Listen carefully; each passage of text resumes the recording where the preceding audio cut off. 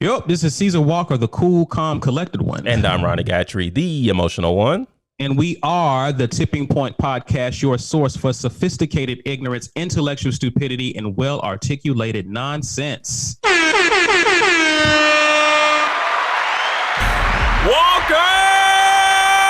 We finna cook! Doctor, can you come to our game? I think this is the tipping point. Peace and blessings, beloveds. We want to shout out our listeners who've been with us for the longest of time. Thank you for your continued support of the podcast. We also want to acknowledge those of you who may be listening for the very first time.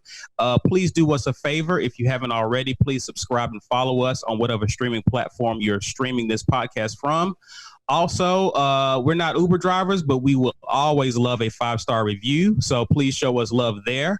You can also check us out on our social media platforms, as well as our YouTube page. That is on a website that we personally own. Gatry, that website is? thetippingpoint.com. That's THA, tippingpoint.com. And Walker, if I could, Sure. I want to send a brief but quick shout out to our podcast friends in Huntsville, Alabama, Suburban Pod. Juice, I know you're listening. Thank you so much for leaving that review on Apple for us, man. That meant so much to us. But I did not want to kick this off until I shouted out an incredible podcast in Huntsville. So now I'm good. Thank you, guys. I mean, one of these days we're going to do something together. Yes. One of these days. It's coming. I'm waiting on Gatry to set it up. Okay. Let me pull you out from under the bus now that I've thrown you under there. Gotcha. Episode 80. And it's a special episode, Gatry, because we have a special guest. We have a special guest indeed, Caesar Walker. This gentleman that if you can see us, if I've got this on YouTube by now, you can see that there's another person here. This person is near and dear to me. This person, if you are in the Birmingham area or surrounding areas, because the news of this is but really just made its waves. I'm sure you've seen Wheelhouse Salon downtown, and you've seen the incredible mural that was put on Wheelhouse recently of George Floyd. Well, I'm blessed and honored to have had the privilege of exercising with this man for the past year or two. And I'll tell you this, man, before I really got to know this guy, I hope he doesn't take offense to this, but I was a little standoffish at first. I was like, okay, I don't have anything against this guy, but I would just let him stay over there and I would do my thing over here. You standoffish? Yeah. I mean, why is the question? Why? Well, Johnny was kind of quiet or whatever, and I say that take that however you want to, because I am like the bullhorn coming in at the morning at 10 till 5, and I'm just yelling, I'm hollering, I'm doing everything. So everybody else is really quiet, but Johnny was particularly quiet. Oh, gotcha. But no, we have the owner of Wheelhouse Salon here with us, Johnny Grimes. Let's give it up for Johnny. Good to have you, brother. So Walker, just to give you and our listeners a little bit of context, man, I'm just gonna get straight to it. Johnny, in light of all of the civil unrest that we've had recently, particularly involving the execution of George Floyd, has been super vocal, not only in person, but even on social media, to the point to where he's had people he's connected with on Facebook really question his motives in terms of standing up for what's right.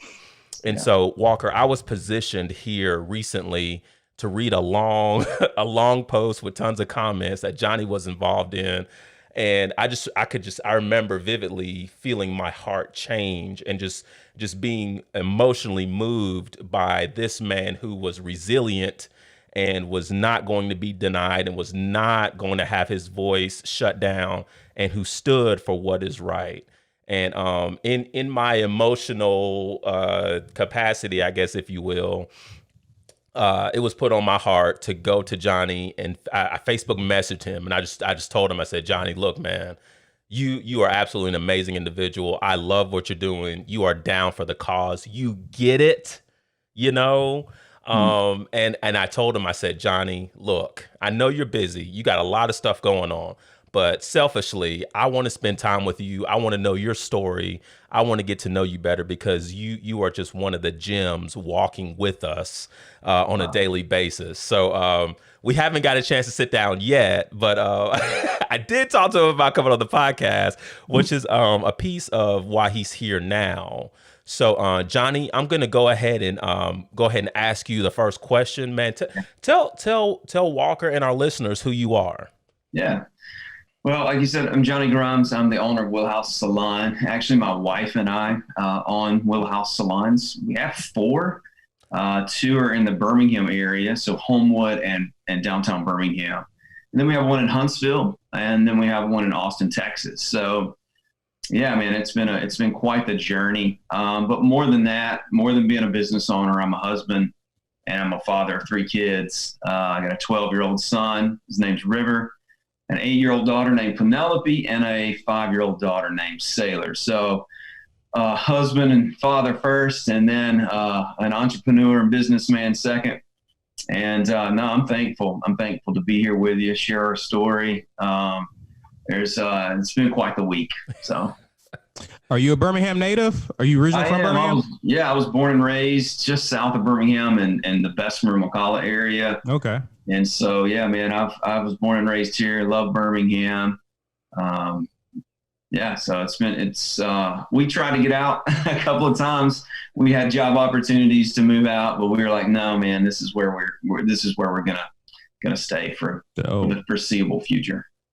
Man, so Johnny, I'm going to just lean into this now, man. I want to know what is about you visually being a white male in Alabama that has compelled you and led you to really be so adamant about standing up for what's right. I want to hear the origins of that.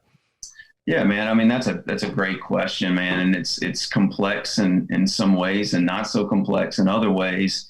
When I am a deep man of faith. And so because of my faith, I feel deeply called to stand up for those who are oppressed and for injustice and for all of God's children. And so that is kind of the first thing that propels me towards standing up for what is right and speaking up and not cowering down, but do it in a way that I feel like Jesus would, which is firm, but also understanding. And so I try my best to do that.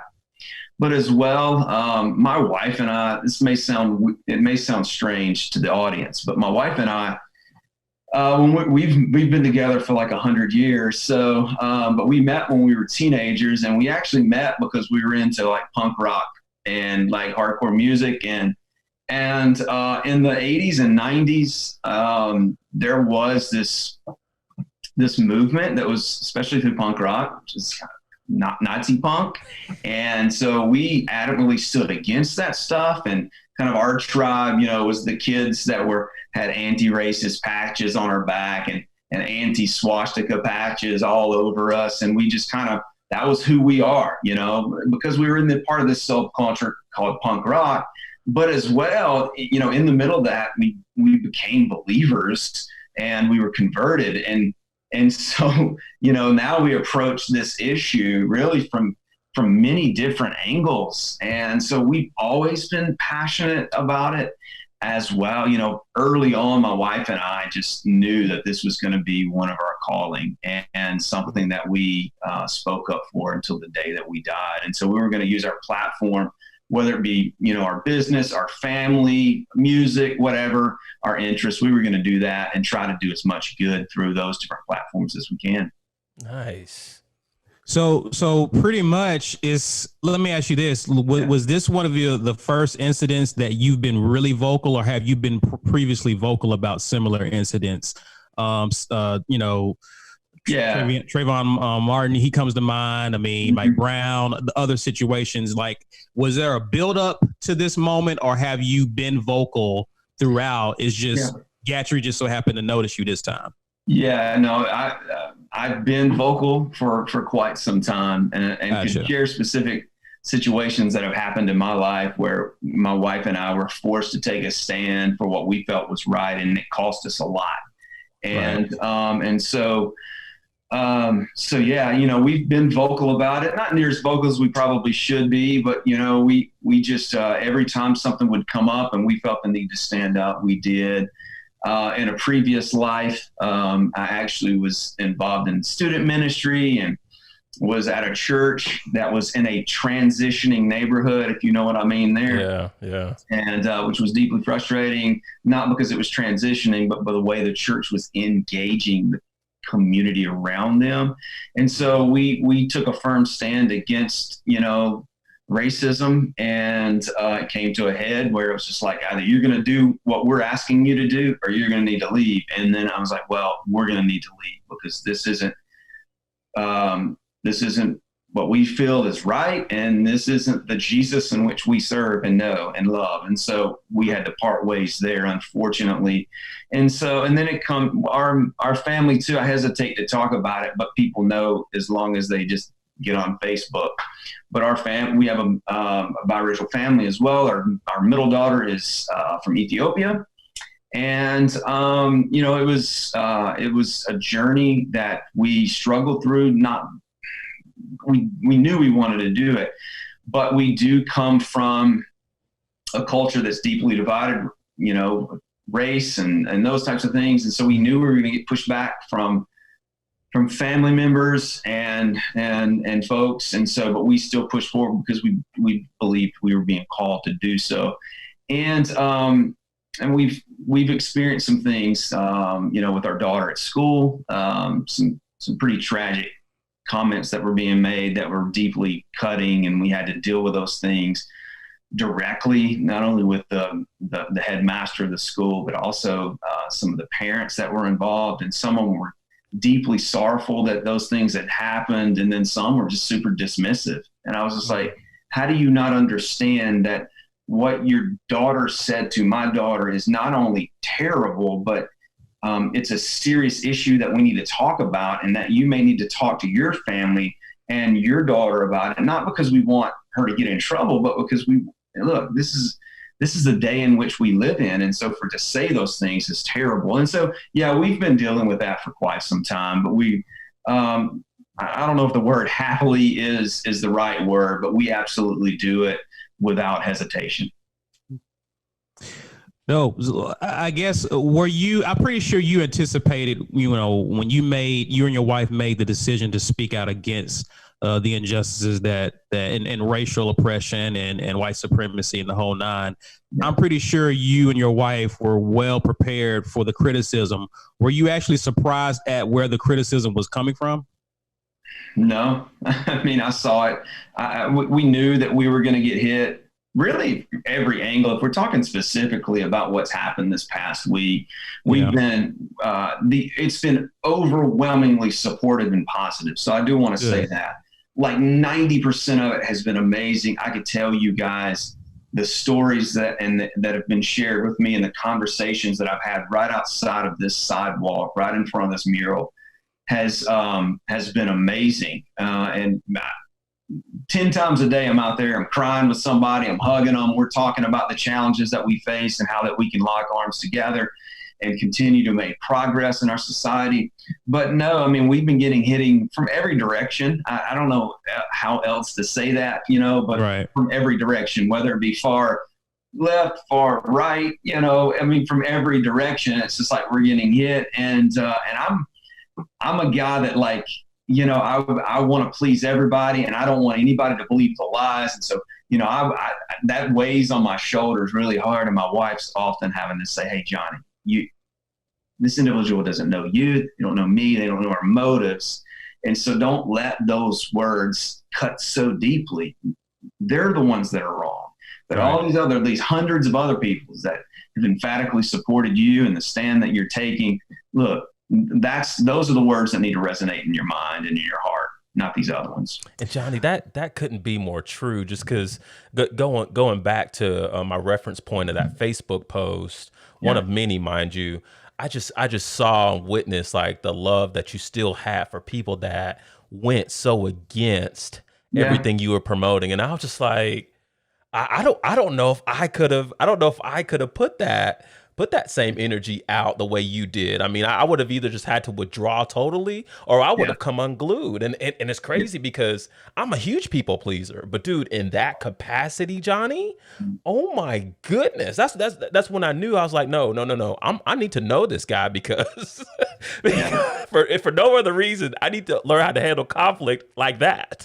Well, it's a good point, because what I have realized, I'm 40 years old and have been dedicated to this specific cause for over 20 years. What I have realized is that there's a time to shout, and look, there's a time to protest, and that time is now. Absolutely. I think there's no better time than now for all of us to stand up and demand change. Like, no matter what, at all costs, we're not going to stop until we see systemic change in our society.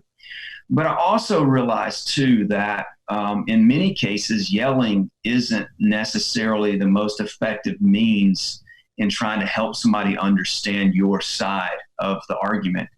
And especially on Facebook and Instagram and social media, right.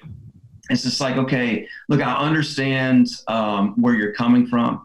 But however, what I would want you to do is kind of see it from this perspective. So I try my best to show them love and also give them truth, unless it's just overly, blatantly racist or evil, or just sorry, I had to pop up, but overly racist or just evil. And then I'll just go head on. I was like, absolutely not. This is wrong. And you're not going to spew that type of hatred on my profile so you can take a hike. But yeah, for the most part, man, I want to be loving. I want to be encouraging, because to be honest with you, though, if I'm getting it, if I'm receiving pushback and racism from my people, Caucasian white people, I can understand where they're coming from, because I did grow up. I grew up in an overly racist community. And the thought of me having an Ethiopian daughter or having friends who are a different color than me was completely foreign and was absolutely not tolerated. And so I understand where they're coming from, and I want to speak to them in such a way that hopefully wins them over a little bit. What is it about now? And you mentioned something like now is the time, and it seems like a lot of people have gotten this message. Yep. What is it about now to where the light has come on for a lot of people in America to actually speak out, many of them for the first time, against racism? What do you think could be the catalyst or the tipping point, if you will, for why people are doing that today? Well, I mean, I do see a culture and a generation that says, hey, not my generation, maybe my father and mother's generation, but not mine, and I will not tolerate it, which has been really cool. And but also there has been a groundswell for so many years and so many different situations that everybody's like, okay, that's terrible. Why are we allowing this to happen? And so it's putting kindling on the fire. And so finally now we've got this bonfire, and now fire has just been set to it, and it's time to move. It's time to protest. It's time to push forward. It's time to vote out all these people who are not standing up for equal rights, who are not standing up for equality and systemic change in our society. It's time to vote these people out. It's time to push everything forward, because I do think that now we have a generation that's coming up that will not tolerate it. And it's really cool, and it's really awesome to be a part of. It sounds weird to say, but I'm kind of the older generation of this movement now, but it is cool to see the hard work that a lot of great men and women have put in since the civil rights movement really start having steam once again, and say, okay, now let's join arms, let's lock arms. And so it's amazing to see these protests, whether it be in DC or Birmingham or wherever, and see how many just different color people that are in there and saying, no, absolutely not. We want change. And whether it be white or black, It's amazing. So I think we're at the tipping point because we have a generation that's coming up that simply will not tolerate it. Thank you, Johnny. Question. We're going to be intentional, obviously, about the promotion of this particular episode, just because of who you are and everything you've done. So, my hope is that a lot of people cross-culturally listen to this. So with this question, I want to ask if you could advise any white person who may be a little apprehensive about having the conversation with maybe a close Black friend or a Black neighbor, what advice would you give them in facilitating or starting that conversation? I would say the vast majority of the time needs to be spent listening. And it's very difficult. It's very difficult for me. And it's very difficult for others like me to understand the frustration and the anger that our African-American brothers and sisters are feeling, because we haven't personally experienced it. And we got to understand that. It's like we haven't experienced this, so we don't understand the rage. However, let's sit down and listen, and then hopefully we can identify and then figure out where we can play our part. So I think that's important. It's just sitting down and listening, and just listening and listening. We don't have to have the answers. We don't have to have the answers, but we have to listen, and we have to come to some type. Okay, I understand and I sympathize with where you're at. And I know that we're not going to make progress unless we all collectively lock arms and say, okay, now we're moving forward. So I think that's probably the best place to start, is just simply listening and not acting like we have all the answers, because we don't. And Walker, I'll get to your question, but I want to add to that. Thank you for adding that, Johnny. I can speak from my own perspective. I've had a lot of white people contact me and just want to have the conversation, but not know where to start. So as a Black male, I want to emphasize that I understand that it is uncomfortable for you. I get that. So if anyone out there doesn't think the Black community understands that this is an uncomfortable conversation, we get it. And I'm not going to speak on behalf of everyone, but I know me. I am ready and willing, with ears open and hearts open, to have a productive conversation. Because as I've said to Walker on prior recordings, I believe, kind of to your point, it all starts with the conversation, and it can be conversing, maybe even conversing over a meal. I believe in the power of two people breaking bread together, two or more, I should say. So I really wanted to add that to at the end of your answer, and I appreciate you answering that. That's awesome. I want to add to that too. I think, and you can back me up, Johnny, on this. When you go to your Black friends and the conversation comes up, I think one of the things that I have perceived is that when the conversation does happen, it could end up with the white person feeling as though they're on trial. Yeah. And oftentimes it's like they're ready to be sentenced. And when we talk about the conversation of privilege, it's really, and I mentioned this in previous recordings, with any kind of privilege, male privilege, racial privilege, there's always a responsibility component with such privilege. Yeah. And when you understand the double standards that coincides with that privilege that other people may not be privy to, it's your responsibility to speak out against those things. Oh man, that's great. And so when it comes to our white brothers and sisters wanting to have the conversation, yeah, a lot of us are angry, but a lot of that anger has been brewing for years. Yeah. But you're not on trial. Right. You don't have to feel guilty for it. And white privilege is not for you to feel guilty. It's for you to understand the responsibility that comes with such privilege. Yeah. And so, I just wanted to make that point. And what is it when we talk about responsibility? What do you think, Johnny, is that the first steps, the person who's kind of stepping out there wanting to do something about it, they've been silent this whole time. Yeah. Once they've had the conversation, we know it shouldn't end there, but what are the next steps, based on your experience, that a person needs to take with this newfound information that they have about their privilege, about systemic racism, about what Black people go through? Yeah, that's a great question as well. For me, it's very personal because we've experienced so much different stuff over the past week, and so we're kind of navigating this and going, okay, what should we do? And we have to be calculated because we want to be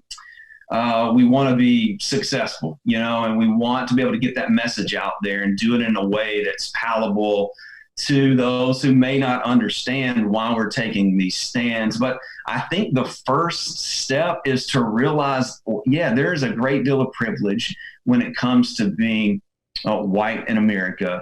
And then there's a great deal of privilege when it comes to being a white male in America. And so understanding that, it's like, look, it's maybe you as an individual didn't do anything to perpetuate the problem. However, you said it best that we have a responsibility now to understand, okay, it is what it is. Now, what am I going to do about it? Am I going to sit back and be silent and just participate and just eat up all this privilege that I have and not reciprocate it to someone else and no, now we have a time. And now's the best time ever to actually take a stand. And I think it starts with very simple things. We go into our African-American brothers and sisters and go, how can I serve you through this time? What can I do for you?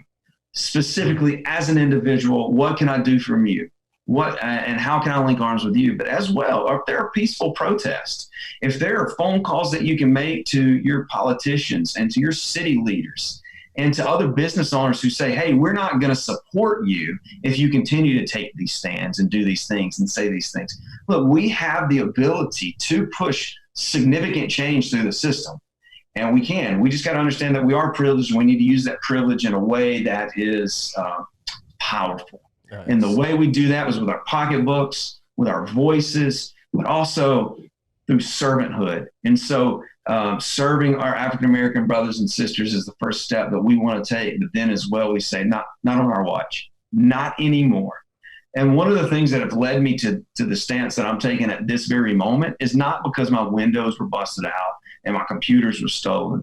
It's because of what we've experienced as a family and some of the things that my daughter's experienced. And as she gets older, she's 8 years old. As she gets older, I was like, no, there ain't no way.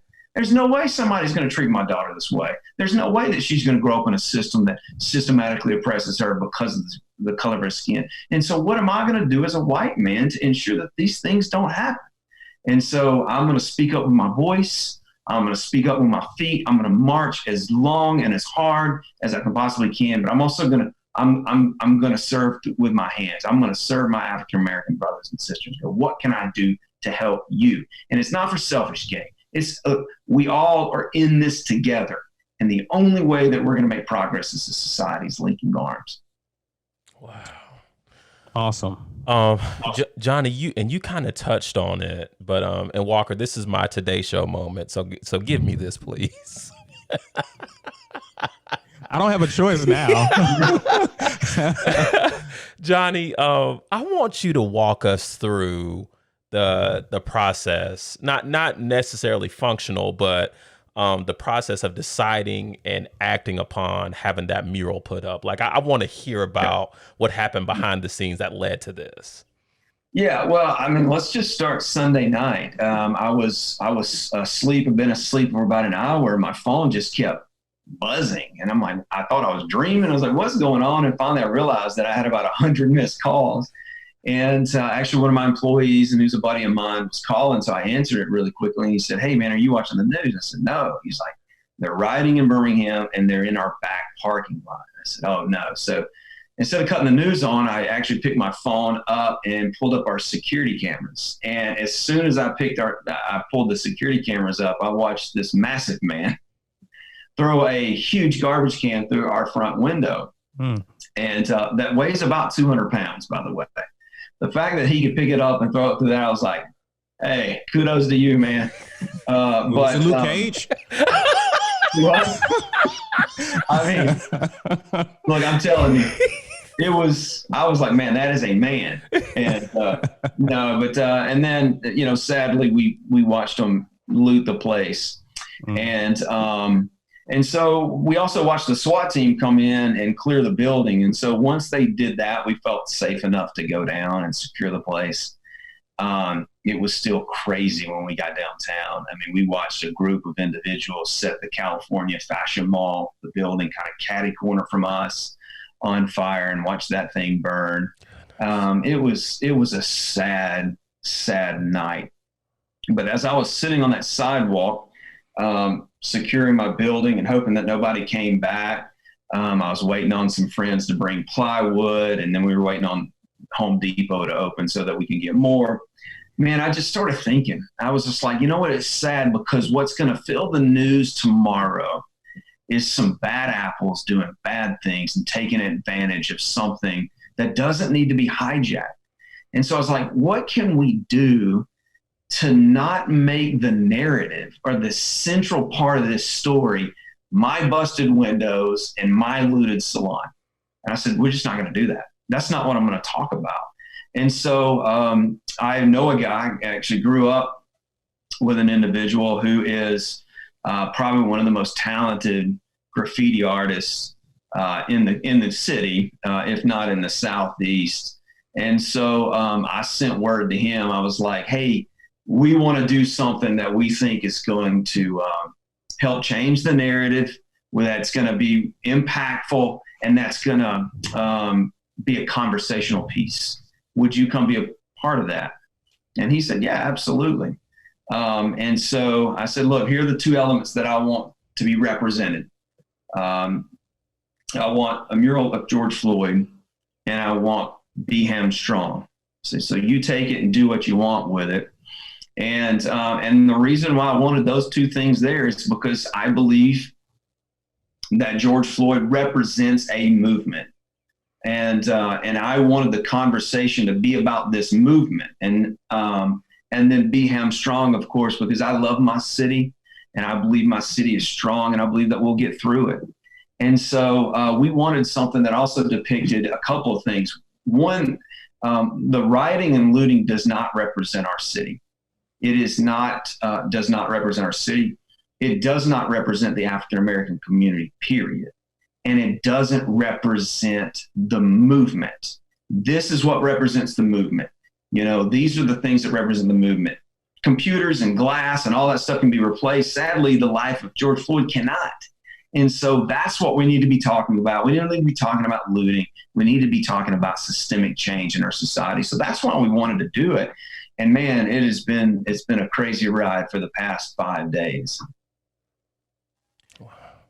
You got anything, man? I mean, Johnny is he dropped the mic. I'm literally about to drop my mic on his behalf. I don't have a mic, so I can't drop it. Right. So, man, Johnny, I think this has been great. If Gatry got anything else, I can just, I got to put my emotional sauce on it.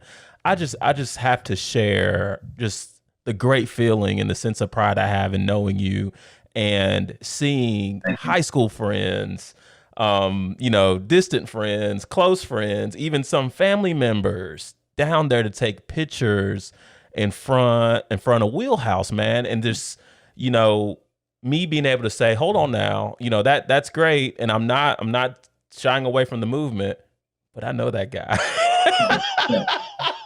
Hey. Like, I hugged that guy on Thursday. He didn't want to hug. No, I'm joking. You did, Johnny. I hug you every time. Is there anything? I know you mentioned being of service to the Black community. And I mentioned something last episode that I echoed a sentiment that a lot of Black people feel like we're so tired of having to explain ourselves and recruit allies. But at the same time, when allies present themselves, we celebrate them. We let them know that, hey, that's what we've been wanting.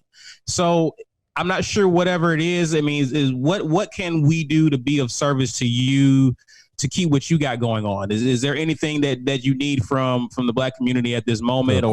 Good question. What's up?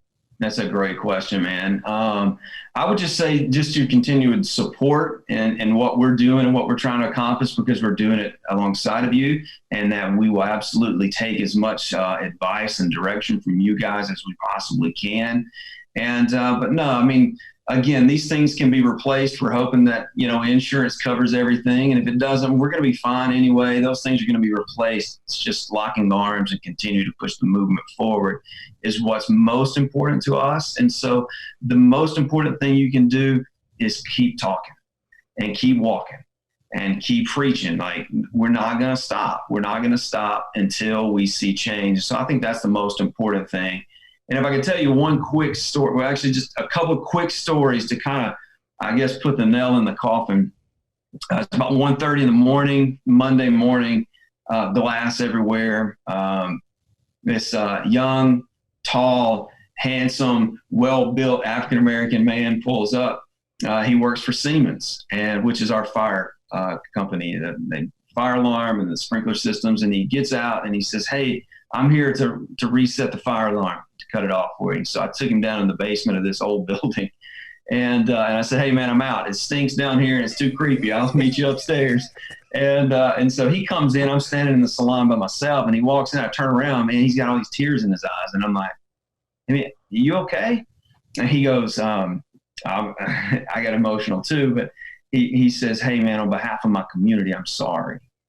And I started crying as well. And I said, "Look, man, this doesn't represent your community. This doesn't represent your community. It doesn't represent the movement.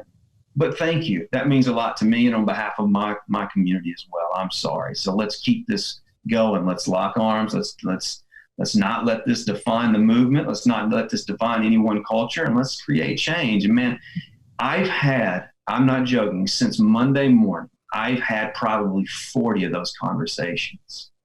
I mean, it has been absolutely overwhelming. But I had one conversation that struck me. There's one individual, I'm not going to give his name, but he's being blamed for a lot of things. And some of it's justified and most of it's not. So if you get what I'm saying. All right. This individual said some things that probably shouldn't have been said, and then a lot of bad things happened. I'm sitting in my office right where I'm sitting, and I hear an individual come in the salon and says, "Hey, is Johnny Grimes here?" So I pop my head out of the office, and he pulls his mask down and says, "Hey, man, do you know who I am?" I said, "Yeah, I absolutely do." And I'll be honest with you, I was a little frustrated with this individual as well. And he said, "Hey, I came by, I saw your video, and as soon as it was done, I drove down here because I wanted to do two things. I wanted to, one, give you $1,000. And I was just like, dude, you don't have to give us anything. Don't." Absolutely. He said, "No, I am. To help you rebuild, I'm gonna give you $1,000, but then also to help you see my side of the story." And so he shared some things with me. He shared some videos with me that, hey, this isn't being portrayed. None of this is being talked about. This is what actually happens. He said, "Look, I messed up. I said some things that probably shouldn't have been said, but I was angry. But I did not do these things that are being portrayed in the news." And I said, "Look, man, thank you.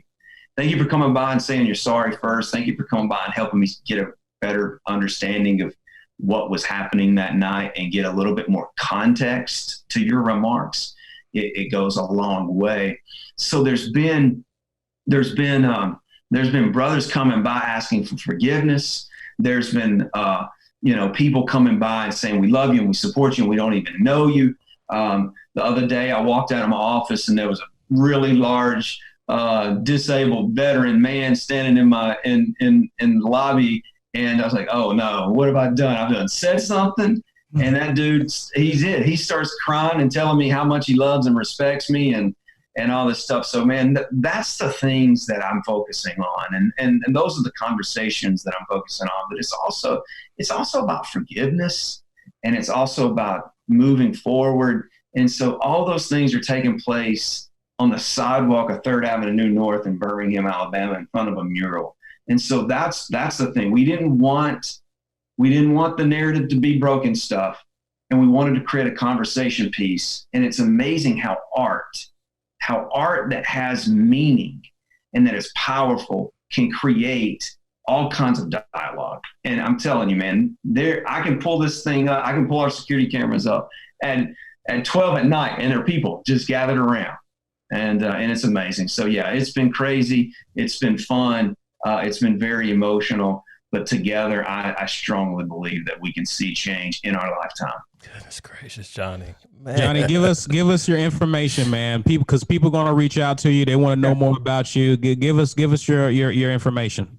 Yeah, well, our website's wheelhousesalon.com. I mean, you can send me an email and I will absolutely answer it. It's johnnygrimes2@gmail.com. And I'm on Instagram and Facebook. So Johnny Grimes 2 on both of those platforms. I look forward to connecting with folks and talking and learning and listening, but also figuring out, hey, what are the next steps? What are the next 5 steps we can take together as a community? So thank you guys for the opportunity. Johnny. Thank you so much, man, for sharing your story, sharing your heart. It resonates very, very well with us. And we just appreciate your time, bro. Johnny, thank you so much for the time, dude. Seriously, man. It was awesome. We're going to take a break and we'll be right back.